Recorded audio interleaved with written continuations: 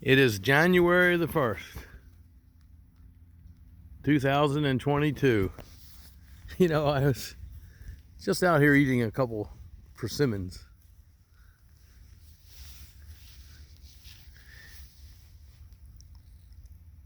And the thought came to my mind, is this really, I don't know, is it the end of the 2021 season, or is it the beginning of the 2022 season? Because I still have fruit on my trees, persimmons. Oh, look, I forgot. Let me take a look at these guys. Hey, guys. Yeah, the geese. Hundreds and hundreds of geese have been visiting. I don't know if you can see them way out there, but so many of them. They've been flying in by the hundreds, eating what's left of the corn harvest, as they do every year with different harvests, even the soybean. The farmer actually grew corn twice in a row because the market's up for corn considerably. And that's the first time I've ever seen that. Oh, geese. You know, I'm just rambling here. My first video of 2022. Oh, more geese. There's the horse farm in the distance. There, a bunch of geese there. When I think of geese, I think of Alaska.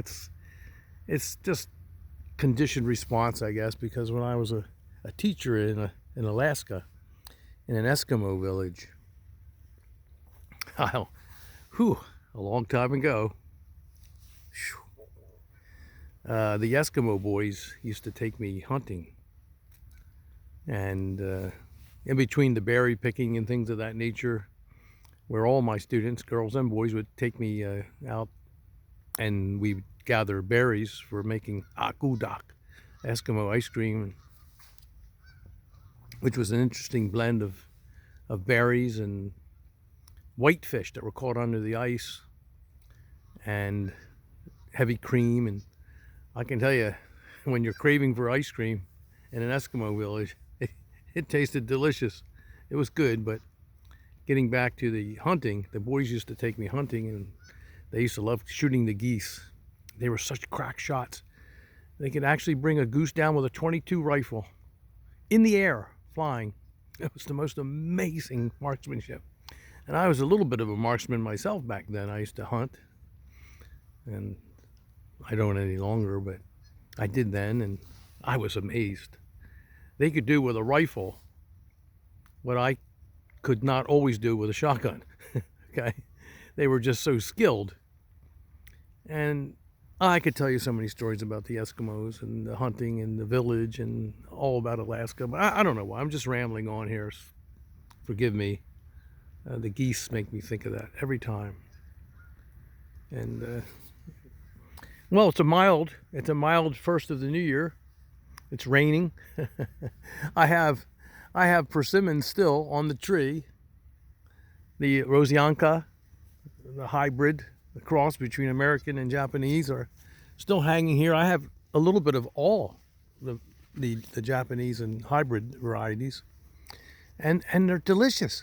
They're absolutely, look. I mean, I'm telling you, when I tell you they're delicious, I mean they are extraordinarily delicious. Well, I think I left my camera on. Zoom. Okay, there we go. Let's get back to normal here. Look at that. For the 1st of January. And now, look.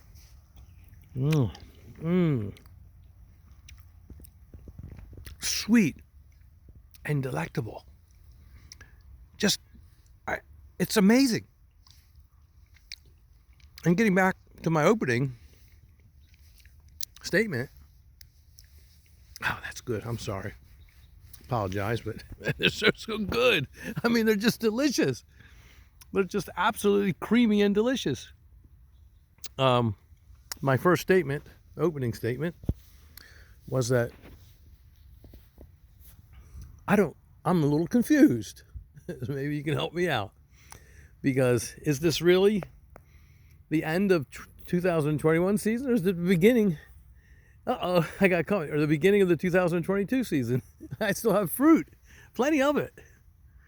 And in the distance, you can see that I do have lots of Sajo Stell. And I've been dehydrating around the clock. Oh my goodness. Oh jeez. And I've been giving it to all my friends. Anyway, hey there, little fella. Little fella, it's a girl. She's waiting for her mommy to come outside. Loyal little girl. Hey there. Did you come out to see me? Did you come out to visit? Your crazy daddy in the rain? Come here. No, it's not raining too hard.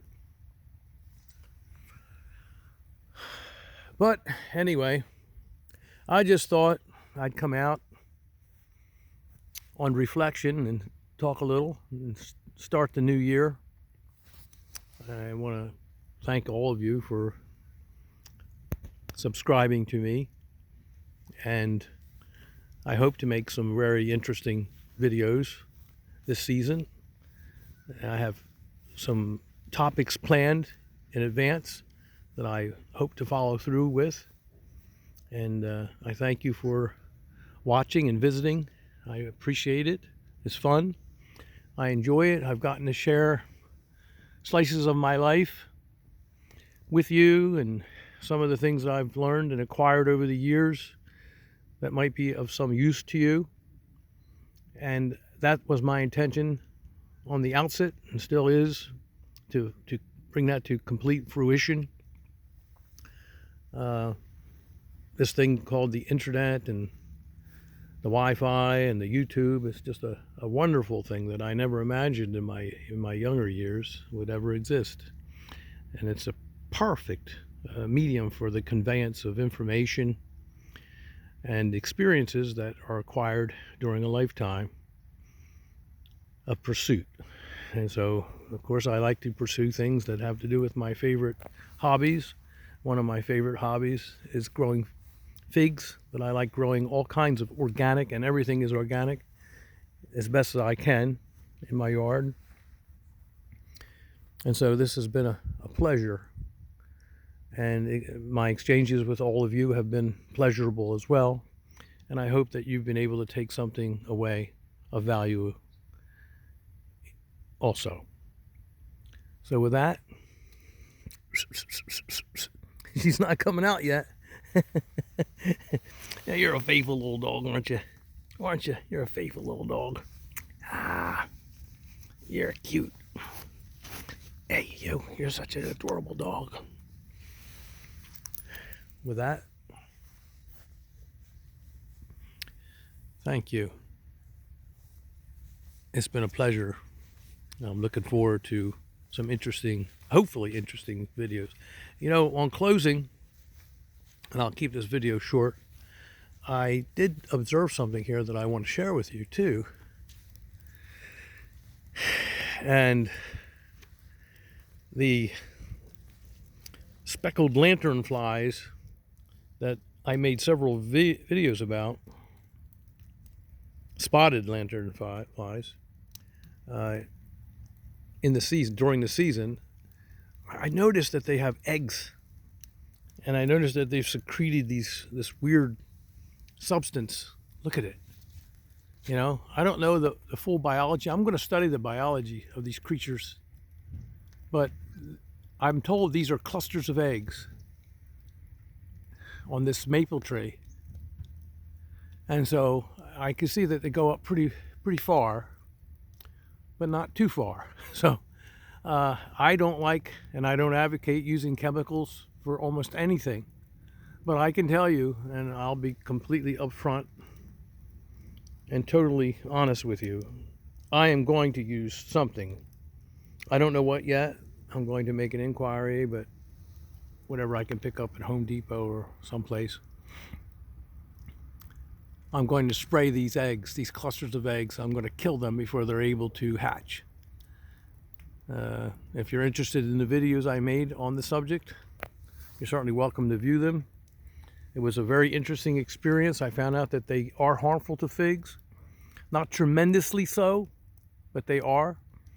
And I'm not going to allow them to exist in my yard as I did freely in the beginning of last season when I was first introduced to these creatures. I never had these creatures in my yard before.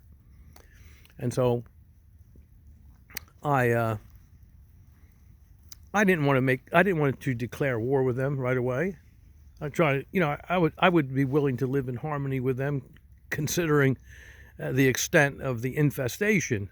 But the infestation was more and more, and I then started to observe damage. The damage not only to my figs, but damage to some other things as well. So I,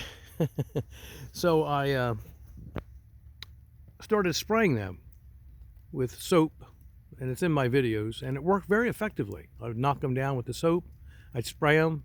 I think I went up to eventually like 3 tablespoons of soap to 20 ounces of water, and it worked very effectively. And once I knocked them down, most of them did die, or they didn't return. The bottom line is they didn't come back and cause any damage, and so that was good enough for me. So I will spray something. I don't know what it will be, but I can tell you I'm not going to let all of these, it looks like perhaps what might be thousands and thousands and thousands of eggs, hatch in my yard. So that's a good thing that I'm able to see where they are, and so I'm going to actively try to prevent any further infestation of this spotted lanternfly. Happy New Year.